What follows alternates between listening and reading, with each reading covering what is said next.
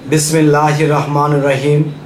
हे समस्त जगतबासी, आज आमी शामीम आली चिश्ती आपनादेर सामने जे आलोचनाटी निये आसलाम से आलोचनाटी एकटी विषय यदिओ पूर्वे आमी किछुटा बोले थाकी तो आजके आरेकटु क्लियर करब इनशाल्लाह। सेटी हलो देखुन जे मानुष सारा जीवने कोनो इबादत करबे ना, सारा जीवने एक सेजदाओ दिबे ना, धरुन एक आल्लाह नामे जिकिरो करलो ना, किन्तु सेई व्यक्तिटी नाजाते चले जाबे, श्रेष्ठ जान्नाते चले जाबे। এই কথাটা কি আপনাদের বিশ্বাস হয়? যদি বিশ্বাস কারো হয়, আজকের কথাও যদি কেউ বুঝতে পারে তবে তার হবেই জয় ইনশাআল্লাহ। সেই কথাটি হলো, দেখুন আমি যে কথাটি আপনাদেরকে বলতে চাইব যে মানুষ বিভিন্ন ইবাদত করলো, রোজা, নামাজ, হজ, যাকাত কিচ্ছু বাদ রাখলো না, কিন্তু এত কিছু করার পরেও সে নির্ঘাত জাহান্নামে চলে যাবে। আরে বাবা, এটা কেমন কথা? জাহান্নামে কেন চলে যাবে? এটা কিন্তু শুনে আপনারা যারা আছেন শরীয়তের, বিশেষ করে শরীয়তের, তাদের শরীরের মাংস কিরকির করছে। এই লোকটাকে ভালো জানি, এই লোকটাকে এত বিশ্বাস করি, কিন্তু এই লোককে সব কি বলছে? এটার মূলে বিষয় হলো কি, দেখেন আপনি সারা জীবন ইবাদত করেছেন, সাধনা করেছেন, আল্লাহকে পাইবার জন্য অনেক কিছু করেছেন। আপনি কোনো একদিন একটা এতিমকে বা একটা অসহায় মানুষকে বকে ধাক্কা মেরে তাড়িয়ে দিন, অপদস্থ করে দিন, তবে জানবেন ওই মুহূর্তে আল্লাহ আপনার জীবনে আপনি যা কামাই করেছেন, যত ইবাদত করেছেন, যত সওয়াব কামাই করেছেন, সমস্ত কিছু ধূলিসাৎ হয়ে যাবে। তো এই কথাটা কোরআনে কোথায় বলেছে? এই কথাটা কোরআনে বলেছে সূরা মাউনে বা অন্যান্য সূরাতেও আছে। বিশেষ করে সূরা মাউনের কথাটাই আমরা ক্লিয়ার করে ধরি। যেমন দেখেন সূরা মাউনের মধ্যে স্পষ্টভাবে বলেছে, দুর্ভোগ সেই ইবাদতকারী, দুর্ভোগ সেই নামাজকারী যারা এতিমের গলা ধাক্কা দেয়।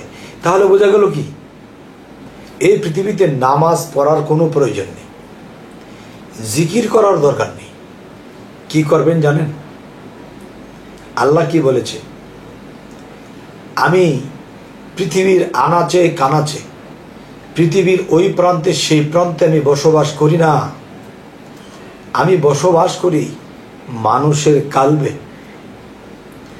তো যেই মানুষ নিজেকে পবিত্র করেছে, নিজেকে পবিত্র করার পর আমি যার কালবের মধ্যে বসত করি, সেই মানুষটা আসলে তো মানুষ রূপে মানুষে দেখছে, কিন্তু আমি সেই মানুষটার কালবের মধ্যে সর্বদাই বসত করি, সর্বদাই আমি থাকি। আমি যদি একটা ঘরের ভিতরে থাকি আর এই ঘরটাকে যদি কেউ নাড়াচাড়া দেয়, এই ঘরটাকে কেউ অপমান করে কিছু লাথি মেরে দেয় বা ধাক্কা মেরে ফেলে দেয়, তখন ঘরের ভিতরে যদি আমি থাকি তাহলে আমার কি অবস্থা? তাহলে আমার ইবাদত করছে, আমার ঘরকে মারছে, আমার ঘরকে অবদস্থ করছে। আর এই পৃথিবীতে আমার ঘর একজন অলি আউলিয়া যার কালবের মধ্যে আমি বসত করি, সে আমার বন্ধু, আর আমার বন্ধুর কালবের মধ্যে আমি বসত করে থাকি। তাহলে সেই বন্ধুকে যদি কেউ অপবাদ দেয়, অপমান করে, তাহলে বুঝে রেখো, মনে রেখো, শুনে রেখো যে আমাকে তোমরা খারাপ বলেছো, আমাকে তোমরা মানোনি, সমস্যা নেই, আমার বন্ধুদের সাথে কখনো বেয়াদবি করো না। এই কথাটা কিন্তু আল্লাহ কোরআনে বলেছে। আমি এই চিন্তা করে বলছি যে এই পৃথিবীর মানুষ একদল যে অলি আউলিয়াদের মাজার ভাঙছে, আবার ভাঙার প্রস্তুতি নিচ্ছে, আরো জঘন্য কিছু শুনেছি, মানুষটা পর্যন্ত সেইখান থেকে উঠে তা বলতে মুখে বাজে। তো এখন আমি বলবো, আল্লাহ যদি এই কথা স্পষ্ট বলে যে আমার ওলি আউলিয়াকে যে আঘাত করলো সে আমি আল্লাহকে আঘাত করল। তার বিচার আমি কারোটা দুনিয়াতেই করে থাকি, আবার কারো বিচার আমি সেই পরবর্তীতে সেই হাসরের দিন করব। তাহলে আজকের আলোচনার মূলে যে কথাটি বলতে চাচ্ছি, আমি হাতে ধরে পায়ে ধরি, সকলকে অনুরোধ করি যে অলিয়া উলিয়াদের সাথে বেয়াদবি করবেন না। আল্লাহর সাথে করলে আল্লাহ বলেছে আল্লাহ মাফ করবে, কিন্তু আমার অলিদের সাথে করো না। যারা আমার অলিদেরকে দুঃখ দেয়, কষ্ট দেয়, আমার অলির সাথে কেউ যদি যুদ্ধ ঘোষণা করে, তাহলে আমি আল্লাহ তার বিরুদ্ধে যুদ্ধ ঘোষণা করি। এই কথা যদি আল্লাহ বলে থাকে, তাহলে তারপরেও মানুষ কিভাবে মাজার ভাঙে, কিভাবে তারা দরবারকে এরকম করতেছে। দেখেন, আল্লাহকে পাইতে গেলে কিন্তু কয়েকটা পথ রাখা আছে। সলেহীন, সিদ্দিকিন, মুমিনিন, মোত্তাকিন, এরকম নামে 12টি পথ রয়েছে। তো এখন আমি যেটি বলবো, 12টি পথ যে রয়েছে, এর মধ্যে কি যে মানুষ যখন সিদ্দিকিন, সত্যবাদী হয়ে গেছে, বা মুমিনিন হয়ে গেছে, সলেহীন হয়ে গেছে, এটাও কিন্তু একটা পথ। তবে সলেহীন, সিদ্দিকিন, মুমিনিন, মোত্তাকিন, এই 4টা ব্যক্তির নাম বলাতে বা 4টা পথের নাম বলাতে এটা মনে রাখবেন যে 4 জনের পথ কিন্তু 4 রকম। কিরকম? যে আল্লাহ যদি সকল নবীদেরকে নবী মনোনয়ন দিয়ে থাকে, নবী মেনে থাকে, তাহলে কিন্তু আমাদেরও মানতে হবে। ঈসা আলাইহিস সালামের ধর্ম খ্রিস্টান বলে তাদেরকে বিধর্মী বলি, কিন্তু আল্লাহ তো তাদেরকে বিধর্ম বলেনি। মুসার অনুসারী যারা ইহুদি ধর্ম, তাদেরকে কিন্তু আল্লাহ ইহুদি বলে, তাদেরকে খারাপ বলেনি। আর তারা যেরকমই করুক, যেরকমই থাকুক, মুসলমানের মধ্যে তো গন্ডগোল হয়, খারাপ কিছু হচ্ছে। তবে এখানে আমি যেটা বলতে চাইব, দেখবেন সব দেশে কিন্তু মারামারি, হানাহানি, কাটা থাকে, কারণ সব দেশেই শয়তান আছে। আবার এক সময় ঠিক হয়ে যাবে। কিন্তু আজকের যে বিষয়টি আমি বলতে চাচ্ছি, দেখেন, যে আমরা যাই করি নাই করি, আমাদের সারা জীবনের সমস্ত ইবাদত বরবাদ হয়ে যাবে যদি আমরা অলিয়া উলিয়াদের সাথে বেয়াদবি করে থাকি। আল্লাহ তো বলেছে আমি কোথাও থাকি না, আমি আমার বন্ধুদের কালবে থাকি, আমি মুমিনের কালবে আমার সিংহাসন, এই সিংহাসনে থেকে আমি সমস্ত পৃথিবী আমি পরিচালনা করে থাকি। তো হে সমস্ত জগৎবাসী, আজকে আর বেশি কি বলবো, যে কিছু কিছু বিষয় যদি ভাবতে যাই মুখে কথা আসে না। যে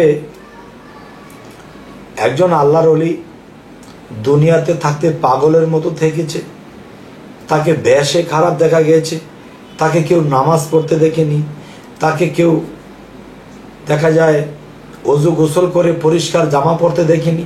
এত নোংরা, এত অপবিত্র না বাবা। এ নোংরা অপবিত্র নয়, যার অন্তর নোংরা, যার বাক্য নোংরা, যার চাহিদা নোংরা, সেই নোংরা এবং সেই অপবিত্র। আর সেই পবিত্র যার ভিতর পরিষ্কার, সে আর কি করবে গোসল আর অজুর, তাদের কি দরকার। যাই হোক, এই সমস্ত জগতবাসী যারা ভুল করেছে তো করেছি, তাদেরকে আল্লাহ শুধরানোর পথ দিক, তাদেরকে আল্লাহ শুধরিয়ে দিক। আর আমরা যারা আছি, যে আমরা বুঝতে পেরেছি আমরা না আঘাত করব মোল্লাকে, না আঘাত করব কোনো প্রতিবেশীকে, না আঘাত করব কোন পীর ফকিরকে, আমরা সকলকেই নিয়ে বাঁচতে হবে। দেখবেন একটা বাগানের মধ্যে হরেক রকম ফুল ধরে, গোলাপ ফুল, বেলি ফুল, এরপরে দেখা যায় যে হাসনা হেনা ফুল, অনেক ধরনের ফুল হয়। এখন আমি আমার বাগানে এক ধরনের ফুল রেখেছি, শুধু গোলাপ ফুল। এ দিয়ে কিন্তু সৌন্দর্য হয় না। সৌন্দর্য এটাই হবে, তরিকতের লোক থাকবে, পাগল ফকির থাকবে, হুজুর মাওলানা থাকবে, আল্লাহর অলিগণ থাকবে, পীর মাশায়েখ থাকবে। এখন আল্লাহ কিন্তু অনেকগুলো পথ খুলে রেখেছে।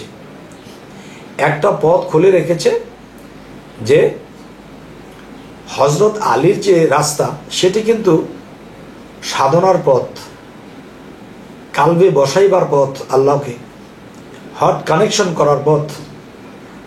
যেমন একদল বলতেছে আল্লাহ তোমার বন্ধু নামায় নেয় পৃথিবী থেকে নিও না, আরেক দল বলতেছে হে আল্লাহ তোমার গোলাম বানায়া পৃথিবীর থেকে বিদায় দিও। তাহলে একদল তো বন্ধু হয়ে গেছে, তারা বন্ধু হতে হয় কি করে এটা তারা জানে, আরেকটা গোলাম কি করে হতে হয় সেটাও জানে না, বন্ধু কি করে হতে হয় সেটাও জানে না। তাহলে তাদের কি অবস্থা? যাই হোক, দেশের যে অবস্থা অত পরিষ্কার কিছু বলতে পারি না, তবে এতটুকুই আমার বলা হলো, যারা এরকম কিছু করছে যে তারা এগুলা ঠিক করে না, তরিকা ঠিক না, গান ঠিক না, এগুলা ঠিক না, তাদের সাথে বসা হোক। বসলে পরে যদি তাদেরটা আপনারা আউট করে দিতে পারেন দলিল কোরআন হাদিস দিয়ে, তাহলে এরা বাদ হয়ে যাবে, আপনারটা টিকে যাবে। আর যদি তারটা টিকে, তাহলে আপনি তারটা মেনে নেবেন। কেন এই ফ্যাসাদ হচ্ছে, কেন মারামারি হচ্ছে? এইসব থেকে আমরা সকলেই মুক্তি চাই। আমরা চাই কি শান্তি। শান্তির আরেক নাম হলো ইসলাম, বা সুন্দর একটা ধর্ম, সুন্দর একটা আত্মসমর্পণকারী। যে যার মধ্যে আত্মসমর্পণ নেই সে তো আসলে প্রকৃত তার মধ্যে ইসলাম নেই। তবে যাই হোক, এ সমস্ত জগৎবাসী আপনার তো বুঝতে পেরেছেন যে আমি কি কথাগুলো ইঙ্গিত করে বলতে চাচ্ছি। তবে আমি রাজনীতি যদি করতাম তাহলে ও ফোটাস করে কিছু বলতে পারতাম, তো মোটামুটি শৃঙ্খলে রাখার জন্য কিছু বললাম। অবশ্যই আমাদের এই চ্যানেলটিকে সাবস্ক্রাইব করে রাখবেন, পরবর্তীতে যেন ভালো আলোচনা দিতে পারি। সকলে ভালো থাকবেন। আল্লাহ হাফিজ।